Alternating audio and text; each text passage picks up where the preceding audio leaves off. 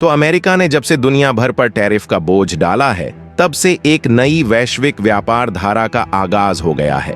यह कदम केवल अमेरिका की व्यापार नीति को ही नहीं, बल्कि पूरी दुनिया के देशों के आर्थिक संबंधों और रणनीतियों को भी चुनौती दे रहा है। खासकर भारत, जिसने ट्रंप की धमकियों और व्यापारिक दबावों के बीच अपनी रणनीतियों में बदलाव किए और अपनी आर्थिक ताकत का एक नया चेहरा दुनिया के सामने पेश किया। और अब अमेरिका दूसरों पर टैरिफ लगाकर खुद बुरी तरह फंस गया है, जबकि भारत को इससे काफी बड़ा फायदा होने वाला है। पूरी डेवलपमेंट क्या है, आइए समझते हैं आज की इस वीडियो में। लेकिन आगे बढ़ने से पहले इस वीडियो को एक लाइक करके चैनल को सब्सक्राइब जरूर कर लीजिए, क्योंकि यह आपके लिए सिर्फ 1 सेकंड का काम है, लेकिन इससे हमारी काफी बड़ी मदद होती है। दरअसल भारत की व्यापार रणनीति में हाल के समय में बड़े बदलाव देखने को मिल रहे हैं, जहां फरवरी महीने में देश का व्यापार घाटा 3 साल के सबसे निचले स्तर पर आकर 14.05 अरब डॉलर पर पहुंच गया, जो एक महत्वपूर्ण संकेत है कि भारत अपनी आर्थिक दिशा में बदलाव की दिशा में बढ़ रहा है। जबकि वाणिज्य और उद्योग मंत्रालय के आंकड़ों से यह साफ पता चलता है कि पेट्रोलियम निर्यात में 30% की गिरावट आई है, वहीं सोने के आयात में 60% से अधिक की कमी दर्ज की गई है, जो कि मुख्य रूप से 10 जनवरी को अमेरिका द्वारा रूस के तेल व्यापार पर लगाए गए प्रतिबंधों के कारण आई है, जिसके बाद भारत के पेट्रोलियम निर्यात में भारी कमी आई। हालांकि दिलचस्प बात यह है कि भारत ने पेट्रोलियम आयात में भी 26% की कमी दर्ज की है, जो अपने आप में एक अहम बदलाव को दर्शाता है। और तो और इस महीने निर्यात में 10.8% की गिरावट देखी गई, जो कुल 36.9 अरब डॉलर के स्तर तक पहुंच गई, जबकि आयात में 16.3% की गिरावट आई और यह 50.96 अरब डॉलर पर आकर ठहर गया, जो भारतीय अर्थव्यवस्था के लिए महत्वपूर्ण संकेत हैं। और देखा जाए तो ट्रंप के रेसिप्रोकल टैरिफ, जवाबी टैरिफ की धमकियों के बीच ये आंकड़े भारत के व्यापारिक समीकरण को नया मोड़ दे रहे हैं। लेकिन सवाल ये है, क्या भारत ने अपनी व्यापारिक रणनीतियों में बदलाव कर इन धमकियों का मुकाबला करने का तरीका ढूंढ लिया है? दरअसल फरवरी में भारत का व्यापार घाटा कम होने के बावजूद निर्यात में लगातार गिरावट एक बड़ी चिंता बनकर सामने आई है। ऐसे में सरकार और उद्योग जगत इस स्थिति को सुधारने के लिए कदम उठा रहे हैं, लेकिन आमतौर पर व्यापार घाटे का कम होना अर्थव्यवस्था के लिए सकारात्मक संकेत माना जाता है, क्योंकि इसका मतलब है कि आयात निर्यात की तुलना में कम हो रहा है और यह दर्शाता है कि देश अपने खर्चों को नियंत्रण में रखने की दिशा में बढ़ रहा है। और देखा जाए तो पेट्रोलियम निर्यात में 30% की भारी गिरावट और सोने के आयात में 60% से अधिक की कमी इसके मुख्य कारण रहे हैं, जो विशेष रूप से जनवरी में अमेरिका द्वारा रूस के तेल व्यापार पर लगाए गए प्रतिबंधों से जुड़ी है, जिसने भारत के पेट्रोलियम निर्यात को प्रभावित किया। इन प्रतिबंधों का असर 183 तेल टैंकरों पर पड़ा, जिससे भारत के तेल निर्यात में कमी आई। और देखा जाए तो फरवरी में भारत का निर्यात गिरकर 36.8 अरब डॉलर पर आ गया और यह लगातार चौथा महीना है जब निर्यात में गिरावट देखने को मिली है। यह आंकड़ा निश्चित रूप से चिंता का विषय है, क्योंकि निर्यात में लगातार गिरावट भारत की व्यापारिक स्थिति को प्रभावित कर सकता है।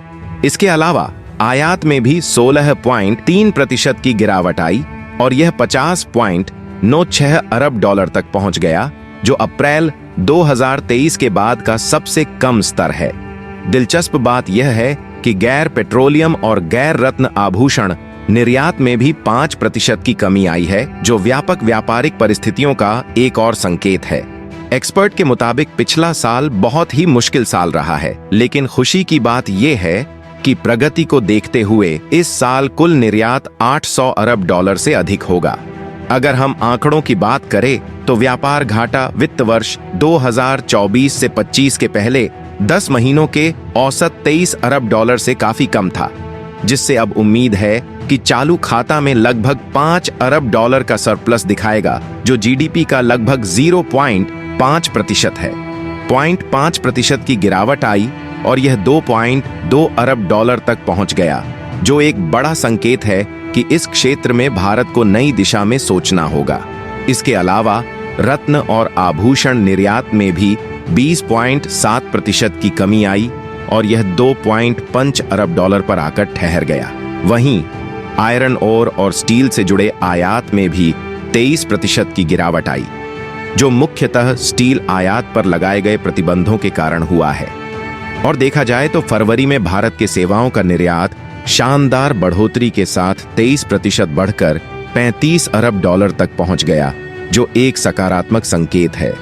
और यह वृद्धि भारत के डिजिटल, आईटी और अन्य सेवाओं के क्षेत्र में वैश्विक मांग में बढ़ोतरी को दर्शाती है। वहीं सेवाओं के आयात में भी 8.6% का इजाफा हुआ और यह 16.8 अरब डॉलर पर पहुंच गया, जो अर्थव्यवस्था के खुलेपन और बढ़ती वैश्विक व्यापारिक जुड़ाव को स्पष्ट करता है। और यदि हम अप्रैल से लेकर फरवरी तक की बात करें तो सेवाओं का निर्यात 14% बढ़कर 354.9 अरब डॉलर तक पहुंच गया और इसके मुकाबले सेवाओं का आयात 13.3% बढ़कर 183.2 अरब डॉलर हो गया। और यहां पर गौर करने वाली बात यह है कि अमेरिका द्वारा अपनाए गए कदमों के बाद कई देशों ने व्यापार के प्रति अधिक संरक्षणवादी दृष्टिकोण अपनाना शुरू कर दिया है, जिससे अंतर्राष्ट्रीय व्यापार में अनिश्चितता और तनाव बढ़ने का खतरा है। सभी संकेत इस बात की ओर इशारा कर रहे हैं कि अमेरिका अपने टैरिफ के रुख को और कड़ा कर सकता है, जिसका असर न केवल अमेरिका बल्कि पूरी दुनिया पर पड़ सकता है। इस बीच भारत उन कुछ प्रमुख देशों में से एक है जिन्होंने इन चुनौतियों के बावजूद अपने निर्यात में अच्छा प्रदर्शन किया है। और यहाँ पर federation of Indian export on organisations FIEO के अध्यक्ष अश्विनी कुमार ने हाल ही में निर्यात में गिरावट के मुख्य कारणों पर चर्चा करते हुए कहा कि इसका प्रमुख कारण वैश्विक मांग में कमी है। इसके अलावा कई प्रमुख निर्यात क्षेत्रों को आने वाली चुनौतियां भी इस गिरावट के पीछे जिम्मेदार हैं, जबकि वैश्विक टैरिफ युद्ध का प्रभाव भी इस स्थिति को और जटिल बना रहा है। ऐसे में भारत के व्यापार घाटे में कमी आना देश के व्यापार क्षेत्र के फिर से संतुलित होने का सकारात्मक संकेत है। हालांकि निर्यात में कुछ चुनौतियां सामने आ रही हैं, लेकिन आयात में तेज गिरावट यह दर्शाती है कि विदेशी वस्तुओं की मांग में कमी आई है। यह बदलाव घरेलू उद्योगों के लिए एक सुनहरा अवसर पेश करता है, क्योंकि इसका मतलब है कि अब भारतीय उत्पादों की मांग बढ़ने की संभावना है। ऐसे में घरेलू निर्माता अपनी स्थिति को मजबूत करने के साथ साथ वैश्विक बाजार में भी बेहतर प्रतिस्पर्धा कर सकते हैं और यह समय भारत के व्यापारिक परिदृश्य में बदलाव और नई संभावनाओं की शुरुआत का हो सकता है।